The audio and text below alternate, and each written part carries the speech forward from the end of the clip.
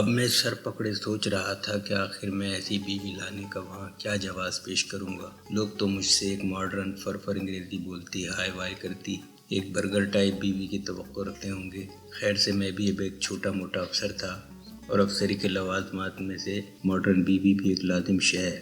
میں اسی سوچ بچار میں تھا کہ روانگی کا دن آ گیا۔ میں موصوفہ کو گھر پر چھوڑ کر اکیلا عازم سفر ہونے کی ٹھان رہا تھا کہ اماں نے فیصلہ سنا دیا کہ کب تک ہوٹل کا یا اپنا پکایا ہوا بیہودہ کھانا کھائے گا اور اپنے کپڑے خود دھوئے گا۔ جورو کی ہے تو اب اسے ساتھ لے کر جا۔ اب میں ان سے کیا کہتا کہ جورو میں نے کب کی ہے، آپ ہی لوگوں نے زبردستی کی ہے، لیکن مصلحتاً خاموش رہا اور مجبوراً ان کو ساتھ لے کر روانہ ہوا۔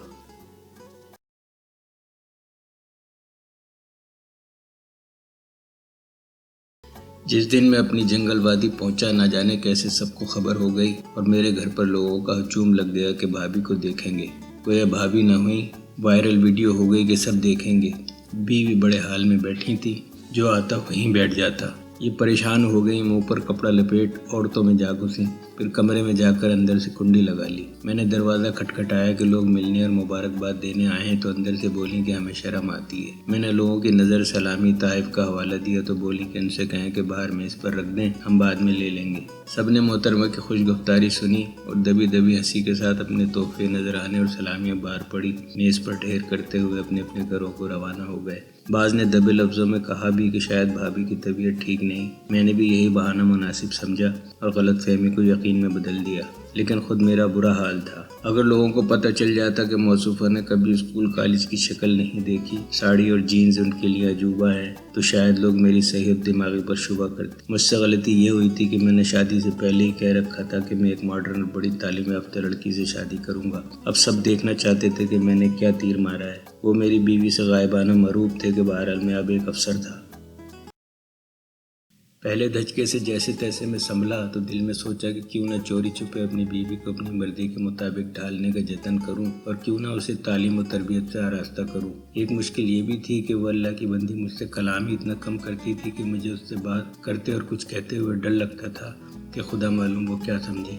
اب میں دفتر جاتا تھا تو لوگ نئی شادی والا کہہ کر چھیڑتے۔ کوئی کہتا آج تو ناشتہ تگڑا ملا ہوگا، کوئی اچھے کھانے کی بات کرتا، کوئی کہتا بھابھی نے ہمارے تحفے پسند کیے، یہ ابھی تک کھولے بھی نہیں۔ ہاں وہی نئی شادی ہوئی، ابھی کہاں ٹائم ملا ہوگا۔ ابھی تک میں نے دلارا، میری بیوی کا نام، سے یہ بھی نہیں پوچھا تھا کہ وہ کیا کیا پکانا جانتی ہے۔ ویسے وہ جو کچھ پکاتی تھی بلا شک و شبہ وہ بہترین ہوتا تھا۔ ہمارے لحاظ سے گھر بڑا تھا، صفائی ستھرائی اور جھاڑ پوچھ میں اس کا سارا دن نکل جاتا تھا۔ اس کی مشکل کو دیکھتے ہوئے میں نے گنگا کو بول دیا کہ وہ صبح فارغ ہوا کرے تو ذرا میرے گھر آ کر بیگم صاحبہ کی مدد کر دیا کرے۔ وہ خوشی خوشی تیار ہو گئی۔ گنگا بہت خوددار عورت تھی، انتہائی قسم پرسی کے عالم میں بھی اس نے کبھی کسی کے سامنے ہاتھ نہ پھیلایا تھا۔ میں نے اسے بلایا تو وہ خلوص کی ماری فوراً چلی آئی، بلکہ اس نے تو اپنی بچی چمپا کو ایک طرح سے ہماری تحویل میں دے دیا کہ ہم اس سے جو چاہیں خدمت لیں۔ لیکن میں نے اس کا ایک لگا بندہ معاوضہ طے کر دیا تھا، جو اس نے ہچر مچر کرتے ہوئے قبول کر لیا۔ باہر کے کام کے لیے میں نے ایک نوکر ملازم رکھ لیا تھا، جو سودا سلف لے کر آتا اور باہر کے دیگر کام کاج کرتا۔ دلارا کھانا پکاتی تھی۔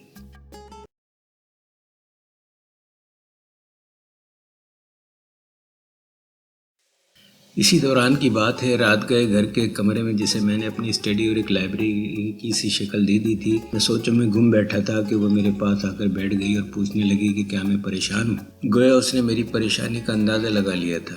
پھر پوچھنے لگی کہ میں کیوں پریشان ہوں۔ میں نے اسے طبیعت کی خرابی وغیرہ کا بہانہ کر کے مطمئن کرنا چاہا تو بولی نہیں، مجھے معلوم ہے آپ میری وجہ سے پریشان ہیں۔ میں حیران تھا کہ اسے یہ اندازہ کیسے ہوا۔ اس کے ساتھ اپنے رویے اور سلوک میں نے کوئی فرق نہیں آنے دیا تھا۔ پھر بولی میں پڑھی لکھی ماڈرن نہیں ہوں نا، پر انگریزی نہیں بول سکتی، آپ کے دوستوں کی بیویوں کی طرح میں چٹپٹا گیا۔ اس نے بات سچ کی تھی۔ میں نے گھوم کر اس کا چہرہ دیکھا کہ کہیں وہ مجھ پر طنز تو نہیں کر رہی۔ اس کے چہرے پر بھولا پن اور معصومیت تھی۔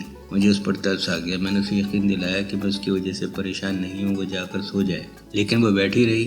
بولی میں گاؤں میں رہتی تھی، وہیں پیدا ہوئی پلی بڑی۔ میں پڑھنا چاہتی تھی لیکن گاؤں میں اسکول ہی بس 6 جماعت تک تھا۔ بعد میں اس نے گھر پر استانی سے بہت سی کتابیں پڑھی تھی اور تھوڑی بہت انگریزی بھی وہیں سیکھی تھی۔ اس نے دلی تعلیم بھی حاصل کی تھی۔ پھر شہروں میں رہنے والے رشتہ دار اکثر ملنے ملانے اور سیر و تفریح کی غرض سے ان کی زمینوں پر چلے آتے تھے، اور یوں وہ اپنی ہم عمر لڑکیوں سے جدید دور کی نئی معلومات حاصل کرتی رہتی تھی۔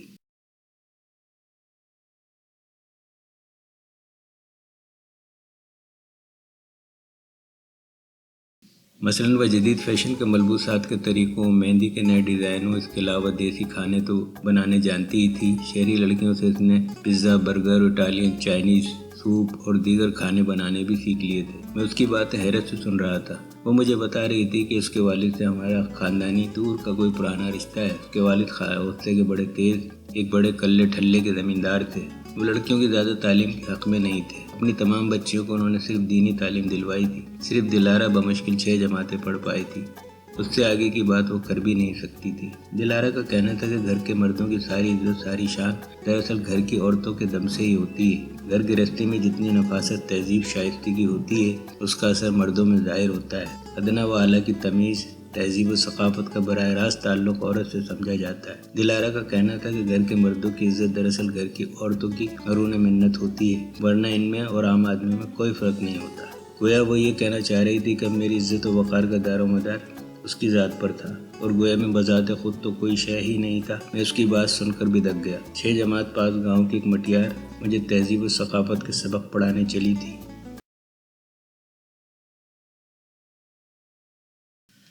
یہ پہلا موقع تھا کہ اس نے مجھ سے اتنی باتیں کی تھی۔ مجھے کچھ اطمینان ہوا، اور شاید مجھے اطمینان دلانا ہی اس کا مقصد تھا، یعنی وہ تھوڑی بہت عقل مند بھی تھی۔ خیر، میرا ٹینشن کچھ کم ہوا۔ کچھ دن اور گزر گئے۔ ایک دن میں نامعلوم کیسے الگ صبح بیدار ہو گیا۔ کچھ سمجھ میں نہ آیا کہ اتنی صبح میری آنکھ کیسے کھلی۔ شاید طبیعت میں کسل مندی تھی۔ میں نے گھڑی دیکھی، صبح کے 5 بجے تھے۔ میں نے برابر میں دیکھا، بستر خالی تھا، دلارہ نہیں تھی۔ میں نے بوکھلا کر اسے آواز دی، کوئی نہ آیا۔ پھر آواز دی، کوئی جواب نہ آیا۔ کئی آوازیں دے ڈالی۔ سخت غصہ آیا۔ اب گھر اتنا بڑا بھی نہیں کہ میری آواز ہی نہ جائے۔ یہ آخر کر کیا رہی ہے؟ لحاف ہٹایا، سلیپر پہنے اور کمرے سے باہر نکلنے کو تھا کہ وہ ہانپتی کانپتی اندر آئی، پوری طرح لباس میں ملبوس، ملفوف، سر اور گردن مکمل طور پر دوپٹے سے ڈھکے ہوئے۔ میں نے غصے سے چیخ کر پوچھا، میں اتنی دیر سے آوازیں دے رہا ہوں، کہاں مر گئی تھی تم اتنی صبح صبح؟ وہ خاموشی سے سنتی رہی۔ میں نے پھر پوچھا، کہاں تھیں؟ بولی، برابر والے کمرے میں نماز پڑھ رہی تھی۔ آپ کی آواز آئی تو جلدی جلدی ختم کر کے آئی ہوں۔ کہیے کیا کام ہے؟ سارا غصہ جھاگ کی طرح بیٹھ گیا۔ مجھے تو کبھی اس بات کا خیال ہی نہ آیا تھا کہ وہ نماز بھی پڑھتی ہے۔ میں نے تو عرصے سے مسجد کی صورت بھی نہ دیکھی تھی۔ آج نماز پڑھنے کا خیال کیسے آ گیا؟ بولی، میں تو روز وقت پر پڑھتی ہوں، آپ سو رہے ہوتے ہیں۔ یعنی وہ روز صبح تڑکے اٹھ جاتی ہوگی، لیکن مجھے یہ بات آج معلوم ہو رہی تھی، جب ہماری شادی کو کچھ مہینے ہو چکے تھے۔ میں خفیف سا ہو کر خاموش ہو گیا۔ Thanks for watching. Like, subscribe, comment.